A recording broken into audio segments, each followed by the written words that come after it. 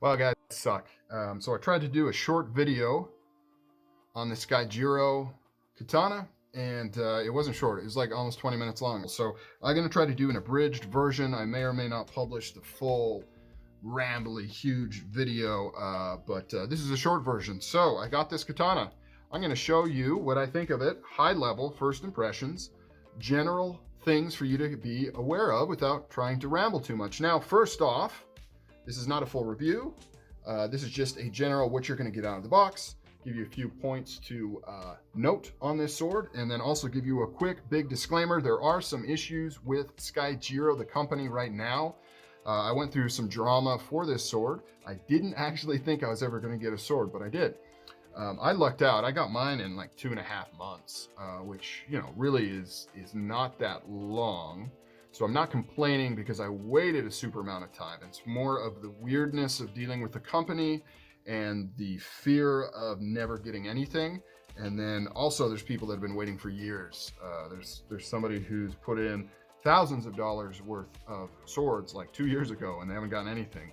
And then people that have put it in for 6 months and they didn't get their sword until they started to put up a stink. So I'm lucky to have actually received this. I didn't expect I was ever going to actually see this sword. So that being said, though, I love this thing. There's only one thing that I don't like about it, and I'm going to save that for the very end. Everything else is really, really good. You get a lot for the money. This is one of their lower end swords. It's not their lowest line. This is the Hanabira sword. It goes for around $560, I believe. So let's start real quick. Notes. Saya. Saya's fine. Doesn't seem to have any sort of tape or anything. Pretty plain gloss saya. It does have horn around the mouth, nowhere else. There are no ornamentation on the, I forget what this is called. One day I'm going to memorize all these terms. No ornamentation. Everything else is plain Jane, but you do get horn around the mouth here. The Sugeo came tied in this utilitarian knot instead of a presentation knot, which is interesting. Every other sword I've gotten has a presentation knot. So getting into the blade, I opted for a 30-inch blade. They have different options available in terms of length. I went with the longest available 30. It's because I don't have any 30-inch blades. Blade quality is good. No complaints. Everything is even. Everything is, the geometry is good. Geometric yokote right there. You can see the Hamon. It is the kind of straight, flat style. It is not etched.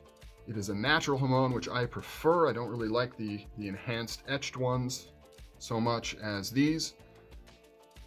It has your typical quality of China where the grind lines are kind of dulled just due to the way that they don't polish all the way through on the stone. They do their basic grinding and then they kind of polish the whole blade as a whole, which dulls some of these lines, as you can see right there. But that's par for the course. I wouldn't expect anything different on this until you get into like custom handmade swords. That's really what you're going to see. The shape, everything's good. The flats are perfect. There's no waves. There's no issues. Everything is just great. The hardware is silver, not actual silver, just silver color. It does have some good burnishing, as you can see right there, kind of an orange peel pattern. It is more orange peely on this side than this side. This side you can kind of see, unfortunately, the machining marks as opposed to the orange peel. Great Tsuba design. I don't know what the material is. I'll post everything that's available down below. Not everything on their site is labeled. But one good thing about SkyJiro is you're going to get unique hardware. These are not the same hardware that you're going to get out of, you know, Ryan Sword and Hanbon and Swords of Northshire, and kind of how all of these share the same fittings. These are unique. So whoever they're contracted with in China does unique fittings for them. You can see the Manuki there. Very good. The Tsuka is done very, very well. You can see there's no ledges. Everything is super nice, super smooth. The profile, you have an hourglass shape, nice and thin right here. You can see how it kind of tapers up towards the top. Feels really, really good in hand. Here is the rest of the fittings. So looks very good, very handsome, beautiful colors. I believe this is real silk. You can see the amazing sheen right there. It just looks really good. Artificial silk is close, but it just doesn't quite capture the sheen of real silk on there. If you can spring for the real silk, I would recommend you do it. Very nice. The diamonds are perfect. Well, I consider them perfect. They're not actually perfect, but very good, very uniform. They all have a great diamond shape. There's none that are kind of skewed or off or anything like that. The only thing that I would knock this sword for, and keeping it from being like my absolute favorite, would recommend aside from the company issues, is the Semigawa. The quality is quite poor, both in terms of size of the nodules as well as being discolored.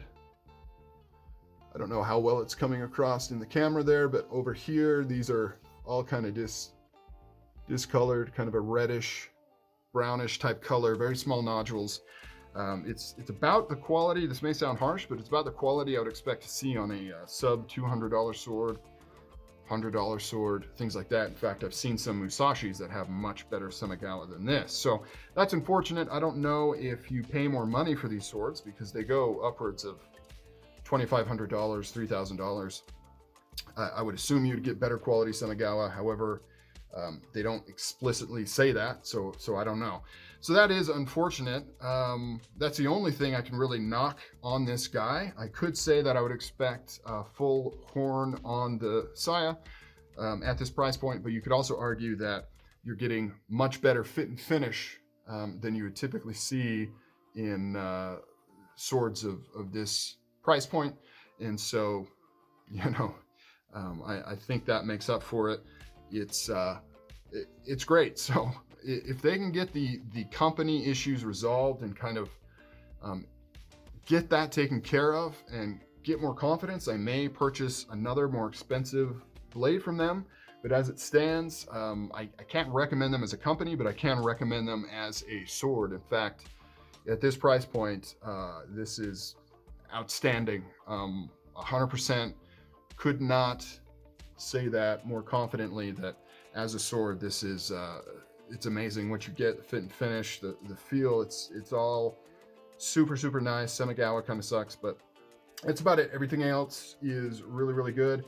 If they can get the company issues taken care of, man, there's no limit to what they can do in the market. So yeah, quick overview. I kept this under 8 minutes, so that is a plus compared to my last one. I may publish that longer version, I don't know yet. There was some, oh yeah, I forgot to mention, there was some scratches on the blade, nothing extreme. Most of them are actually just right over here. I'll probably clean those up ever so gently. There was some minor marks that I took out with Scotch-Brite, so very easy. All right, guys, take it easy.